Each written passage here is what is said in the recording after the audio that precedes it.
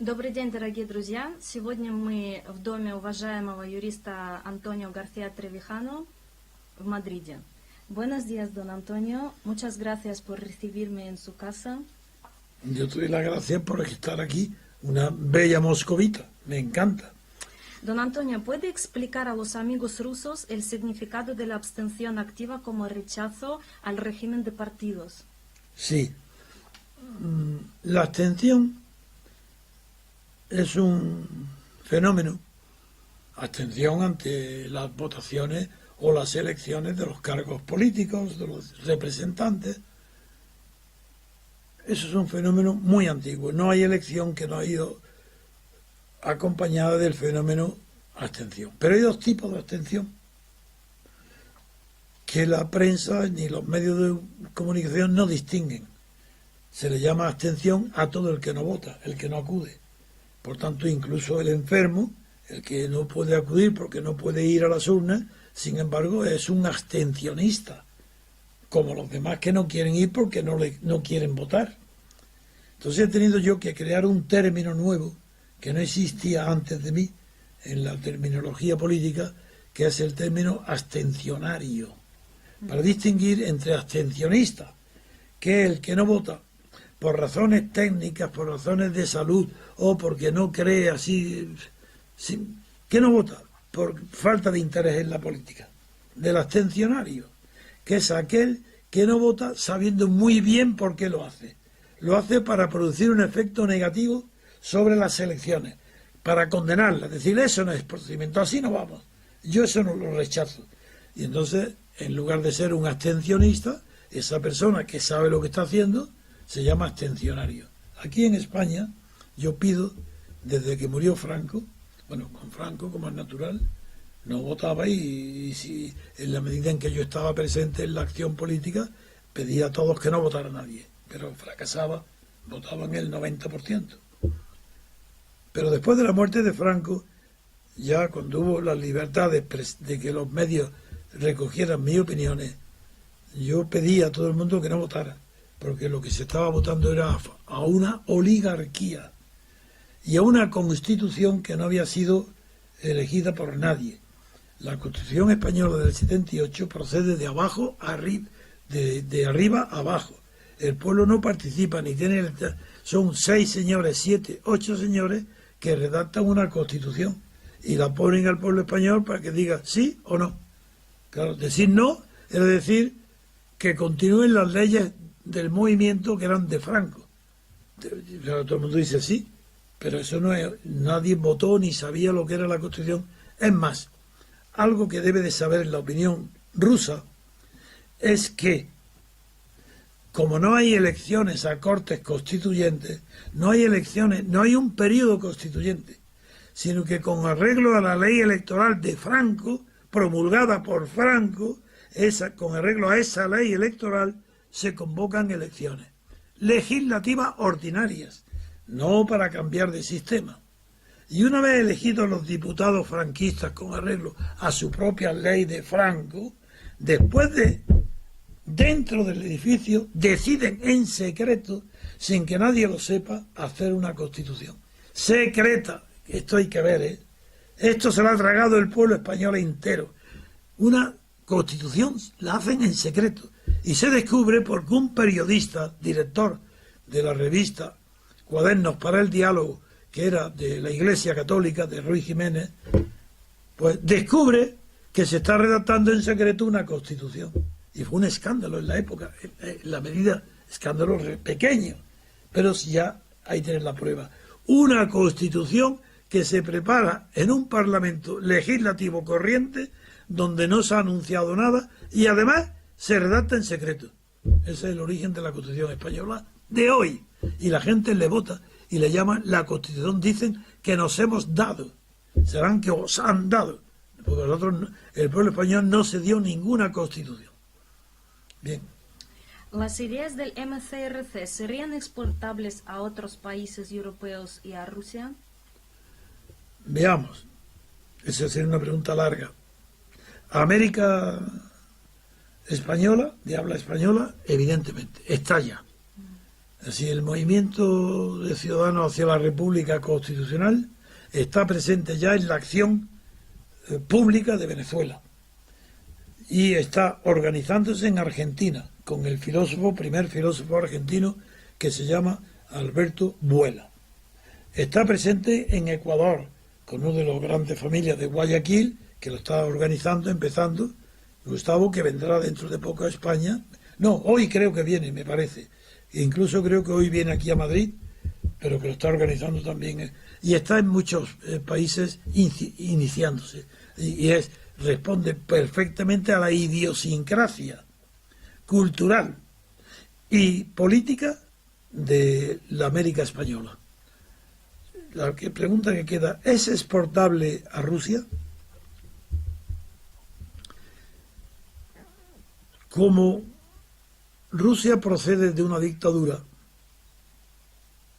de un Estado dictatorial, España también procede de un Estado dictatorial, y la elaboración de mi teoría política ha sido motivada por ese Estado dictatorial, ha sido la respuesta a la dictadura.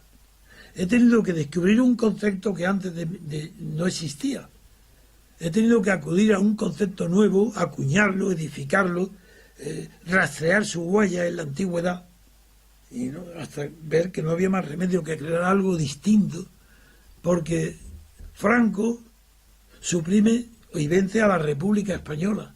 Y he tenido que ver que en la República Española, la Segunda República, la que Franco derrota, tampoco era democrática. Y eso he tenido que descubrirlo yo porque, según todos los manuales, en España había una democracia y no es verdad. Porque no era representativa.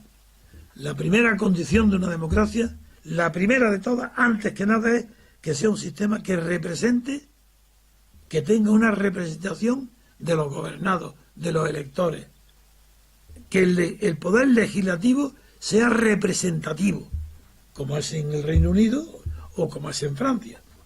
Pero lo primero entonces que tuve que construir para España fue una teoría que superara los defectos y los vicios de las dictaduras. Por eso ha resultado y resulta ser una teoría idónea para todos los países que han sufrido una dictadura. Como en América Latina todos han sido dictaduras y oligarquías, y no digamos en Rusia, una oligarquía exactamente igual que la española, pero es que es exactamente igual que la alemana y la italiana. Si es que es mentira, si es que en Europa no hay democracia, y nunca la ha habido. Porque en lo que hay en Europa continental es el régimen político que impuso Estados Unidos, con 2 cuarteles generales en París, Eisenhower y Marshall. Ellos son los que sacaron de las cavernas a De Gasperi de Italia y a Adenauer de Alemania, que eran de la democracia cristiana, y se apoyaron en la Iglesia Católica. Los vencedores de Estados Unidos se apoyó en la Iglesia Católica para, sobre los partidos políticos fundados en la Iglesia, como fue la democracia cristiana, construir algo parecido a lo que son democracias representativas, pero sin poder de representación. Eso fue una obra de Gaulle contra lo que hicieron los americanos. Antes de De Gaulle, ni un solo pueblo de Estado de Europa era representativo, porque el diputado no representa a quien le vota. Y en Rusia igual. El diputado representa al jefe del partido que lo pone en la lista. Y como el sistema es proporcional, no es representativo, no hay representación política. Hay la misma representación política que en una dictadura. Por ejemplo, no voy a hablar del régimen soviético, pero tú sí lo podrás hacer cuando hagas la comparación. En España, Franco, había elecciones y la gente votaba. Y no votaba con un policía al lado obligándolo a votar. Votaban, porque creían que era lo mejor que podían hacer, votar, como en Rusia. Como en todas las dictaduras, se vota voluntariamente. Y es verdad que hay algunas personas que votan a disgusto, pero votan. Y podían no votar. No hay peligro. Yo fui persona mayor de edad. Yo no voté una sola vez en la dictadura. A mí no me pasó nada. Pues bien, la Unión Soviética y en España se podía votar en franco para un tercio elegir a los representantes del municipio, es decir, del ayuntamiento. Otro tercio representantes de los sindicatos. ¿Le suena? A la que le suena, ¿verdad? Siendo rusa. Y otro tercio a la familia. Municipio, sindicato y familia. Democracia orgánica. Se llama democracia orgánica, que es el fundamento del corporativismo fascista. Pues eso estaba en Austria, y estaba en Italia, estaba en Alemania, y estaba en Rusia. Métodos de representación que no son representativos, porque lo que hay que representar es la persona a la que vota, el individuo. Eso no estaba representado ni en Rusia. Por tanto, mi teoría de la libertad política colectiva es válida para todo el mundo que no es anglosajón. Donde no es válida es para Estados Unidos, ni Inglaterra, ni Nueva Zelanda, ni el mundo anglosajón no es válido. Lo que yo en cambio, lo que he hecho es válido para todos los pueblos que han sido sometidos a una dictadura. Empezando por Europa, Rusia, América, toda América de española y portuguesa y Portugal. Eso es yo he hecho una filosofía política adecuada para superar el fascismo, el corporativismo y todo lo que son dictaduras orgánicas. Que son teorías que sí tienen cierto fundamento.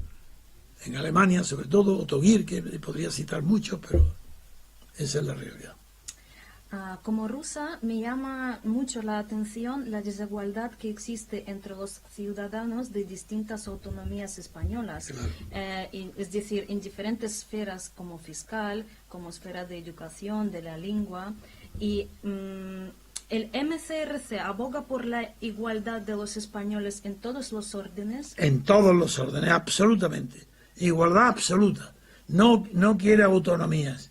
Eso es artificial. No, entre el Estado y el individuo, bastante es con que existan como intermediario, como intermediación, la sociedad política. Ya bastante. No tiene que en todos los órdenes tiene que haber igualdad absoluta en los ciudadanos. Eso es un principio constitucional. Porque ya desde los fundadores del derecho constitucional, que en Europa fue Carl Schmitt, y en Estados Unidos fue Carl Friedrich, pues ya desde el principio la condición esencial es la unidad del sujeto constituyente. Si el sujeto constituyente es único, es imposible que cree distintos sistemas para el pueblo. Todos tienen que ser iguales, porque el sujeto constituyente es único. Todo el conjunto de la población, no la autonomía. Eso es artificial y falso. Don Antonio, la decadencia que usted denuncia de la sociedad española en la política, la cultura, ¿es una consecuencia del sistema o está ligado al carácter español en general? No, todos los pueblos son iguales. Todos los pueblos europeos son iguales. España tiene mucho parecido con Rusia. ¿Por qué Rusia tiene el Quijote más ediciones por habitante que ningún país del mundo? ¿Por qué gusta tantísimo la literatura rusa en España? Porque tiene muchos orígenes que la hacen parecerse en su historia. España pudo no haber sido nunca europea, haber sido africana. Era en el límite de Europa, un cabo de suelto ahí, más cerca de África que de los Pirineos. Era más difícil pasar los Pirineos que pasar a África.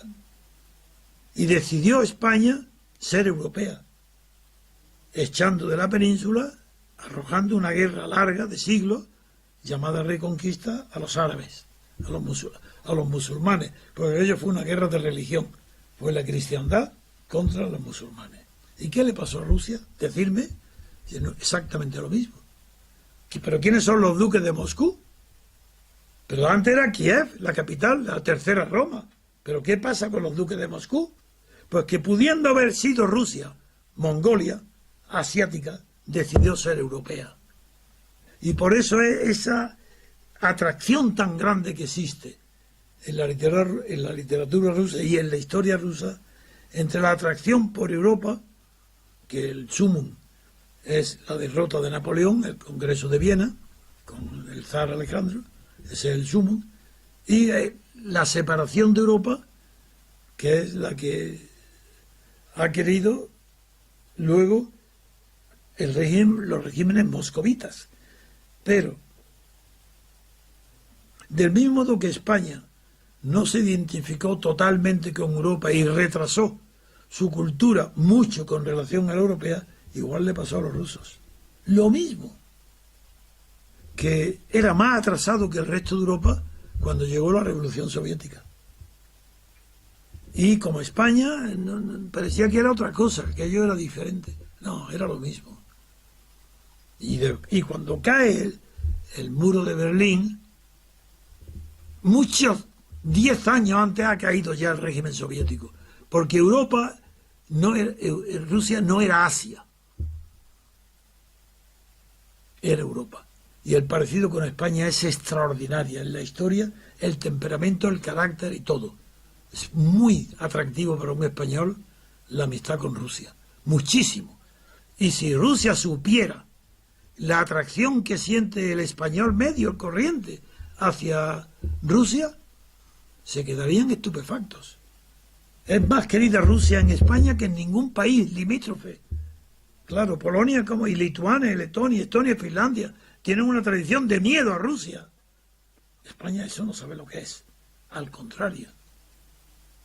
Y tiene una afinidad, una cantidad de rasgos culturales que son como los rusos. Yo disfruto con la literatura rusa, porque como español la entiendo como si fuera un ruso. Yo la entiendo de verdad. Don Antonio, ¿usted considera que el individuo debe tener algún tipo de obligación patriótica con el Estado? Me refiero al servicio militar, algún servicio social, porque por ejemplo en Rusia sí que los hombres tienen la obligación de servir en un año en las fuerzas militares. Sí, yo creo que el concepto de patria no puede ser obligatorio ni artificial. Tiene que arrancar desde lo más primitivo del niño pequeño, de la escuela. Entonces la pregunta que me hace sería difícil de contestar si prescinde de los antecedentes. Pero en un país que ha cultivado desde el principio el amor a sus padres, a sus abuelos, a su tierra, a sus maestros, a su paisaje desde niño, es normal que al llegar a la mayoría de edad se le exija que haga algo por su patria. Pero con una diferencia. Hablemos del patriotismo. El patriotismo es un sentimiento natural. Y del mismo modo que el amor entre un hombre y una mujer es un sentimiento natural. Yo sigo diciendo amor entre un hombre y una mujer. Yo no digo entre dos mujeres ni entre dos hombres. Eso pertenece a un tipo de civilización ajena por completo a lo que es de verdad la cultura. Eso son deformaciones producidas por la socialdemocracia. Pero eso no es natural. Eso no son civilizaciones montadas sobre la naturaleza, sino sobre culturas artificiales que tienen que estar siendo alimentadas. Eso explica que la patria, ¿para qué? Eso no vale para nada. No. No puede ser obligatorio lo que es natural. Y lo natural es educar desde la infancia a un niño, primero, en la cercanía de sus padres, en la cercanía de sus vecinos, porque la solidaridad entre los hombres, entre los seres humanos, entre los animales está clara, hasta cierta edad. Pero la solidaridad es un producto cultural. No tenemos unos genes que nos obliguen a ser solidarios, sino según la cultura que has tenido, te nace unos sentimientos de solidaridad. Bueno, pues en Europa tenemos unos sentimientos de solidaridad hoy mucho más pequeños, más residuales que en los pueblos primitivos. Yo conozco bien África, he estudiado muy bien la antropología, porque tuve que ocuparme de la independencia de Guinea Ecuatorial, pues tuve que estudiar África de verdad.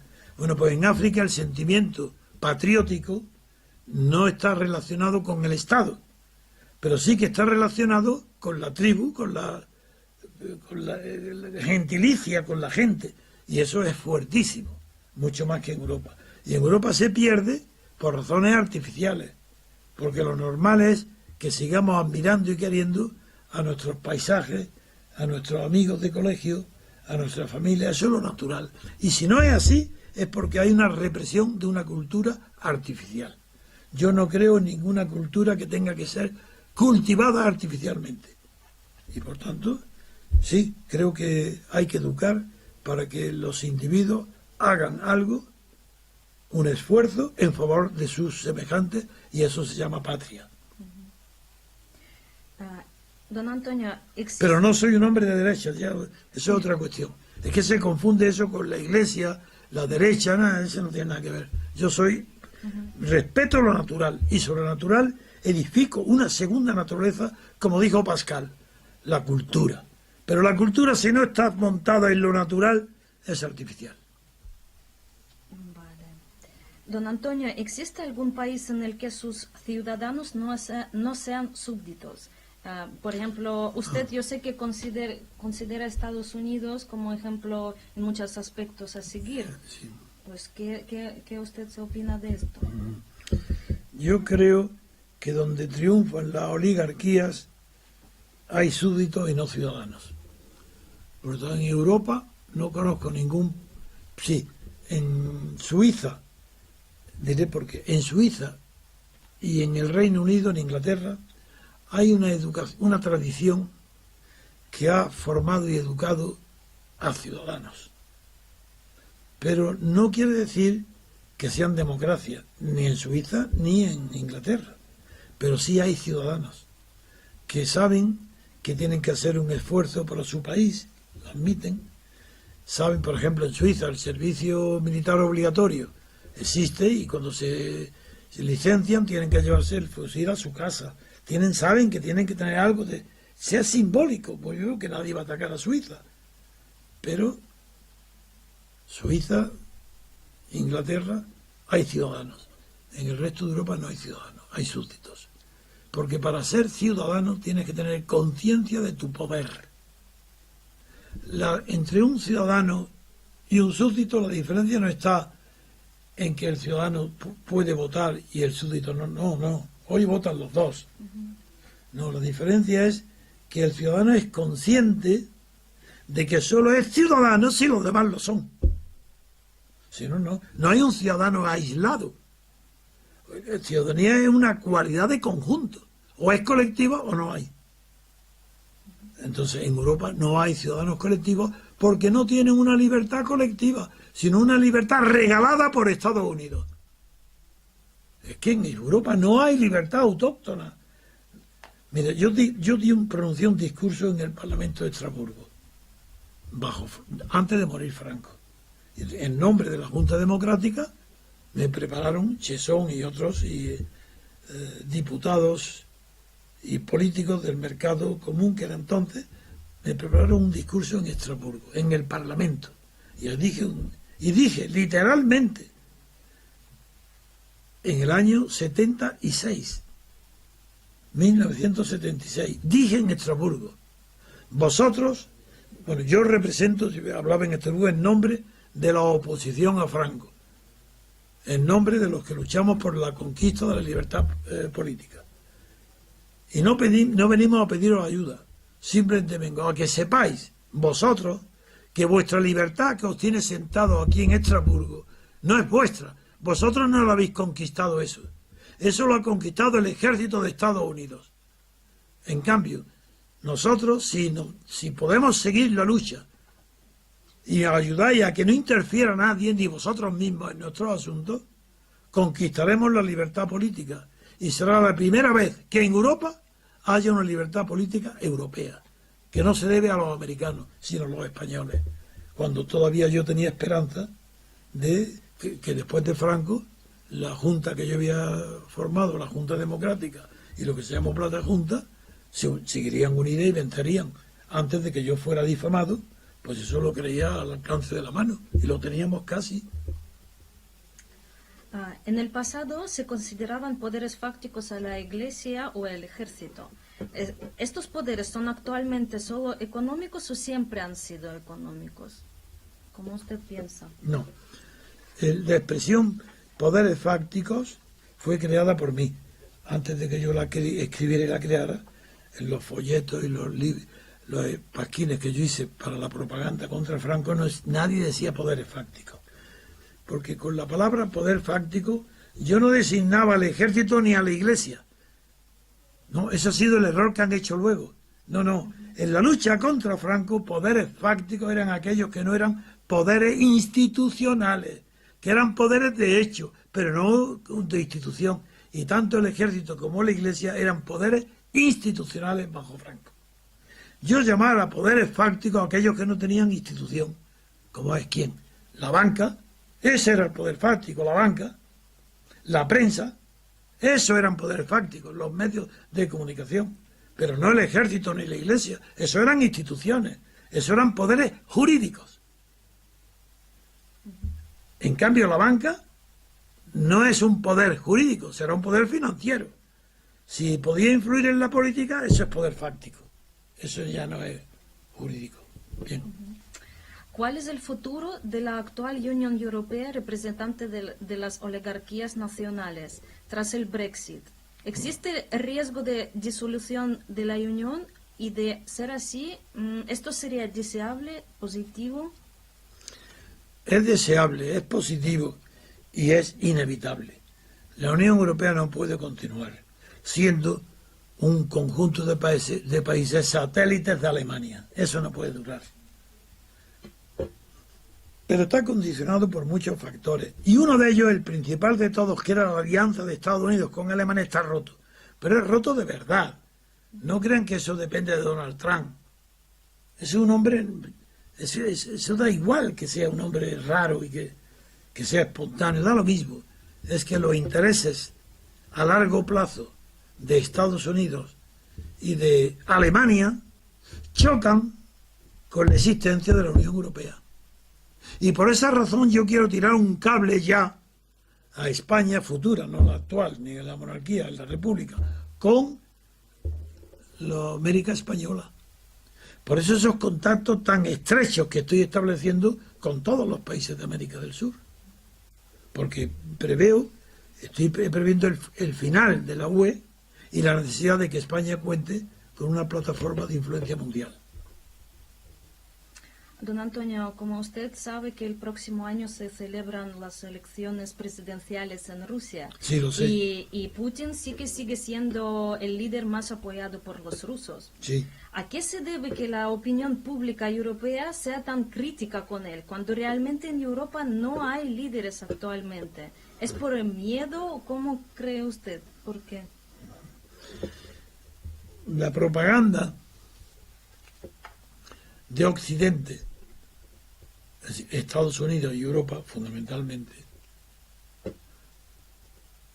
ha hecho creer a la opinión pública europea a través de las grandes empresas editoriales, periódicos y televisiones y radios, han hecho creer que Rusia es un peligro para Europa, no porque fuera comunista y ya no lo sea, sino porque tiene tal extensión, tales recursos naturales y tal historia de dominio que Europa tiene que defenderse de Rusia amparándose en el paraguas de Estados Unidos, paraguas nuclear. Esto ha sido mantenido y ahora cuando, por ejemplo, quizás me podáis ayudar vosotros. Yo aún no comprendo por qué Moscú, la televisión de Moscú, en la hora de máxima audiencia, a las 9 de la noche, me llama para pedirme que intervenga, para dar mi criterio político, mi análisis político, sobre la dimisión del general Flynn, por sus conversaciones con el embajador ruso. España ahí no tenía nada que ver, Europa tampoco, ¿Por qué me llaman a mí?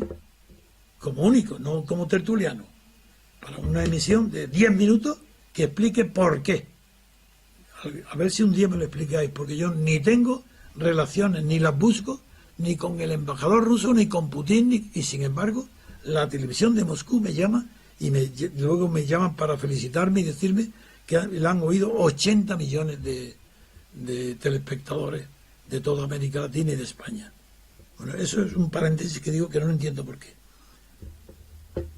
Pero, entonces, claro, el problema... Yo apoyé a Trump, en la medida pequeña de mi fuerza, pero llegó a oídos en los equipos a través de colaboradores íntimos míos que estaban en contacto con el equipo electoral de Donald Trump, porque estaban aconsejando a Donald Trump y a su equipo de cómo captar el voto latino, el voto español.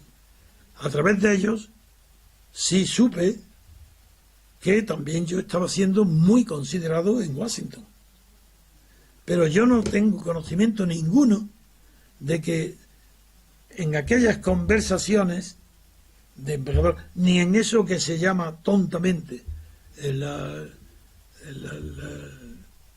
las conversaciones rusos, ¿cómo se llama? No me acuerdo la palabra que utilizan ahora en América. El asunto ruso, el tema ruso de Putin. Bueno, no, yo sé que no había contacto ninguno. Sin embargo, ¿por qué me eligen para dar yo una opinión? Lo que dije fue, es un asunto ajeno por completo a Rusia. Rusia ahí no tiene nada que ver. El embajador ruso cumplía con su función diplomática.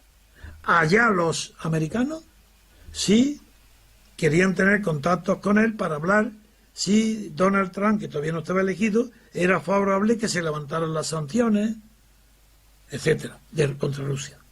Pero sí que es verdad de que mucho antes que la Cámara de los Lores se pronunciara, la primera voz europea que se pronuncia en público y tiene influencia su opinión sobre el absurdo que implican las sanciones a Rusia a causa de Crimea, fui yo.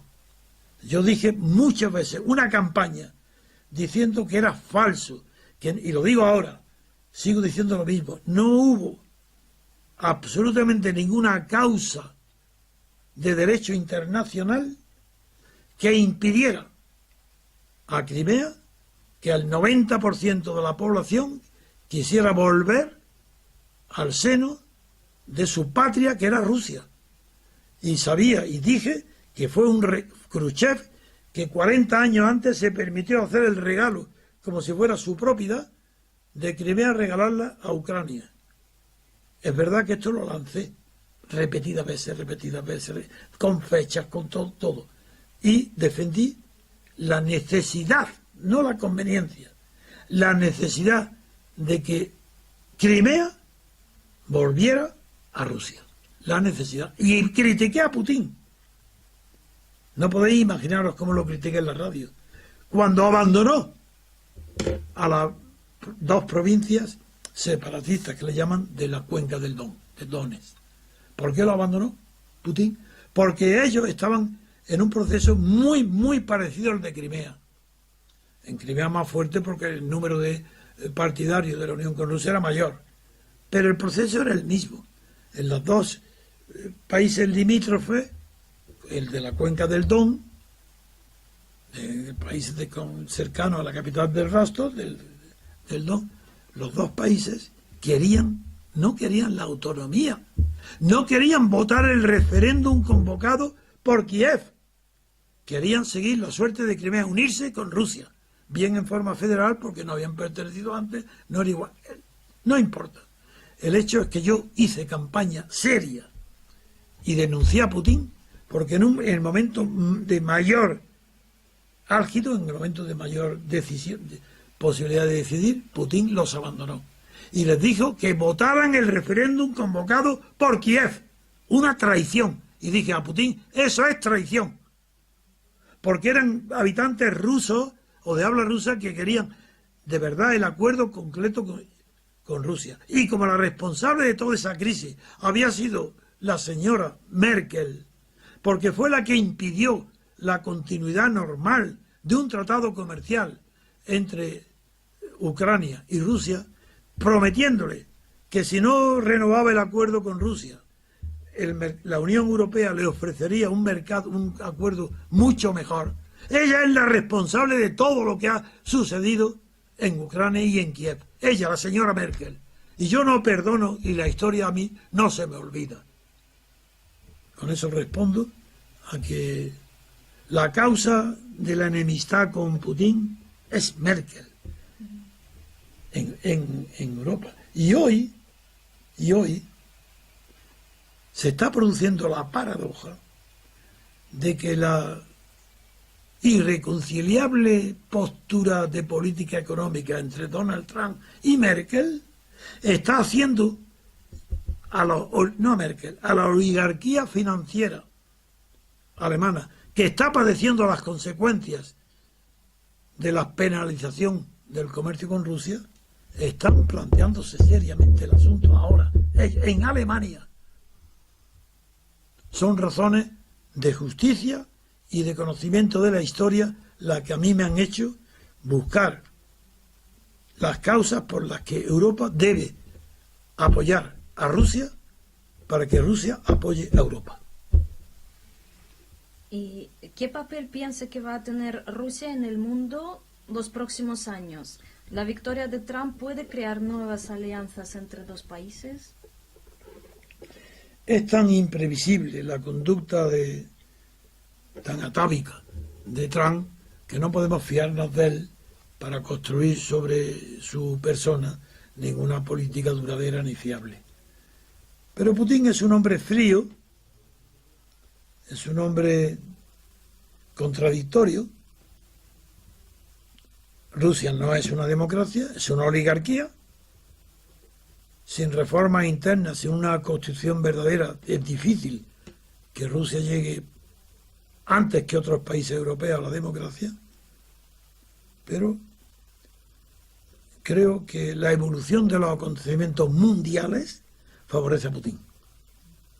Creo que está Putin, no digo que sea acierto suyo, acierto, digo que los acontecimientos que se adivinan en el mundo, en China, en la India, en América Latina y en el propio Donald Trump, imprevisible, todo eso favorece a Putin. Y creo que hoy Putin está en una postura que puede estudiar muy bien cuál va a ser las líneas del futuro europeo. Y debe plantearse cosas muy a fondo. Ahora, no conozco si la preparación cultural de Putin le alcance a comprender de lo que yo estoy hablando. Yo estoy hablando de cuestiones a muy largo plazo. Don Antonio, un pueblo que no respeta o elimina su historia, ¿demuestra incultura o cobardía? Le pregunto porque parece que España quiere eliminar todo referente a la época franquista, como hizo Alemania con fascismo, nazismo, pero sin embargo en Rusia se siguen recordando fechas patrióticas, claro, monumentos, nombres de las calles aún tenemos. Voy a explicarte por qué hay esa diferencia entre Rusia y el resto de Europa. El resto de Europa continental ha sido vencida. Rusia no ha sido vencida. La guerra mundial la gana la Unión Soviética. Exactamente igual que la gana Estados Unidos. Por eso explica por qué Putin puede recordar los asuntos patrióticos y por qué en Europa no. Porque Europa es vencida. Y la Unión Soviética fue vencedora en la guerra, igual que Estados Unidos e Inglaterra. Ahí ves el espejo. Los vencedores de la guerra, Estados Unidos, Inglaterra y Putin, son los que hoy tienen la voz cantante en el mundo. Y los vencidos están acudiendo a metáforas, a trucos, para disimular su derrota. Su derrota económica hoy. La Unión Europea y el euro no se mantienen. Son los demás sitios, la mayor debilidad económica está en la Unión Europea, los vencidos, pero que han tenido el engreimiento de jugar a vencedores, mientras Estados Unidos no le exigía que pagaran el costo de sostener a la OTAN. Yo no solo es que yo voté la OTAN en contra de la OTAN, no es eso, es que yo he sido el único europeo que pagó 16 millones de pesetas. Le entregué en el año, cuando se hizo el referéndum de la OTAN, al tesorero del Partido Comunista Español para hacer campaña por el no a la OTAN. Y yo no, jamás he sido comunista, jamás he sido socialista, jamás he sido liberal, soy demócrata, pero el demócrata que sabe lo que es la democracia. Y en Europa no. Pero la OTAN es obsoleta, pues naturalmente. Pero ¿cómo que es obsoleta? Eso, si yo descubrí que era obsoleta ya en los años 80, cuando España y Felipe González entran en la OTAN y yo hago campaña por el no a la OTAN y me gasto todo lo que tenía, porque yo no distingo entre las ideas y el dinero que necesitan mis ideas para triunfar. Yo pongo todo. Don Antonio, ¿qué personaje de la historia de la cultura rusa admira usted más y por qué? De la cultura rusa el que más admiro es a Dostoyevsky por su arte colosal. Es un genio. Bueno, yo pongo por encima de él, sí, a Shakespeare, Goethe y Cervantes y nada más. Pero como novelista, porque los tres que he citado no son novelistas. Uno es dramaturgo, el otro es sí, que Cervantes es el inventor quizás de la novela, pero no, se puede comparar con Pushkin y otros, pero no. Y Dostoyevsky es una maravilla tan grande, es un placer tan grande leer y releer. Todas las obras de Dostoyevsky son fantásticas. Y yo comprendo al pueblo ruso a través de él. Pero también no solo eso. En cambio, el que menos me gusta es Turgenev, porque es el más afrancesado de todos los novelistas rusos. Y es el que me gusta, pero no me hace palpitar, porque es más francés, es otra cosa, ¿no? Y entre todas las obras, ¿cuál es su De favorita de Dostoyevsky? Desde el punto de vista puramente literario, Los hermanos Karamazov, desde el punto de vista puramente literario, sí, como novela. Como, ahora bien, como fondo psicológico oscuro, difícil, hay ya varias, son varias, entre las que están, claro, Humillados y ofendidos, Los endemoniados, toda esa serie de donde la complejidad del carácter ruso no se define ni en el cristianismo ni en el eslavismo, y donde se van tomando unos a otros, pues toda esa. Pero hay una obra que no es de Dostoyevsky, que desde muy pequeño me atrajo muchísimo, y es de Andreyev, que es Sacha Yegulev. Sacha Yegulev, la historia de un bandido, es que es algo inconcebible. Cómo los bandidos apoyan un idealista puro, que era Sacha Yegulev. Es que todo es tan fantástico, pero real. Es que Rusia es así. Es que eso se puede ver, si no, no se comprende ni la aventura del sovietismo. Hay que comprender todos esos antecedentes para entender a Rusia. Y yo no es que yo presuma de entenderla, pero me atrae. Y para finalizar nuestra entrevista, don Antonio, me gustaría hacer una pregunta un poco más personal. ¿Qué es la eternidad para usted? ¿Eternidad? Eternidad. ¿Tiene algo de espiritual o es simplemente físico? Bueno, la eternidad, desde luego, para mí no es espiritual, pero tampoco es físico. La eternidad es un concepto del tiempo. Se refiere al tiempo. Si quieres con eso decir físico, sí. Si el tiempo es una cuestión física, pues la eternidad es la duración. El filósofo Henri Bergson, francés, que tuvo mucha influencia en la literatura francesa de su época, distingue entre el tiempo como duración y el tiempo como simultaneidad. Si exageramos ese concepto, nosotros, por nuestra vida finita y pequeña, solo tenemos el concepto de tiempo como simultaneidad, pero no como duración. Si la duración es eterna, muy larga, pues eso lo podemos confundir nosotros con la eternidad, pero es una cuestión de tiempo, es de duración. Pero sabemos, por ejemplo, que esta vida en esta tierra va a terminar. La vida, tanto la humana como la animal, todo tipo de vida, va a terminar. Cuando el sol deje de producir radiación de calor que se convierte en una estrella enana fría y terminará. Así sabemos que la vida va a terminar. Ahora, como falta mucho, pues actuamos, vivimos y pensamos como si no tuviera fin. Y ese es el concepto de eternidad, una ficción. Pero sabemos por lo que conocemos la ciencia y la física, sabemos que esto no, que esto es cuestión de tiempo. No hay eternidad espiritual. ¿Dónde está Dios? Bueno, pues aquí para los creyentes, qué suerte tienen de creer que Dios pueda atenderlos o protegerlos. Yo no creo, yo soy ateo, pero de verdad. Pero siempre he respetado muchísimo, no recuerdo un solo día de mi vida donde yo no haya respetado las religiones, y especialmente la religión, la cristiana, que es la de mi familia. Pero es que ni un solo día, porque comprendo que la religión, junto con el arte, son los dos productos de la cultura esenciales, sin los cuales el hombre no sería tal. No habría salido de la naturaleza puramente animal. Lo que lo ha sacado de la animalidad al ser humano es la religión y el arte, que son dos productos paralelos, nacen al mismo tiempo. Por eso la eternidad es un concepto físico. La vivencia, mientras tengamos sensación de vivencia, es un concepto cultural, mezcla de religión y arte, creencia y placer, bondad y belleza y verdad. Eso es lo eterno, eso es lo que de verdad vale la pena vivirlo. Y desgraciados los que no creen en eso. Igual que los religiosos que creen en Dios, piensan que son unos desgraciados los ateos. Los pobres no saben lo bien que vivimos y lo tranquilo que vivimos los ateos, porque no esperamos ningún premio después de esta vida. Es una maravilla ser ateo.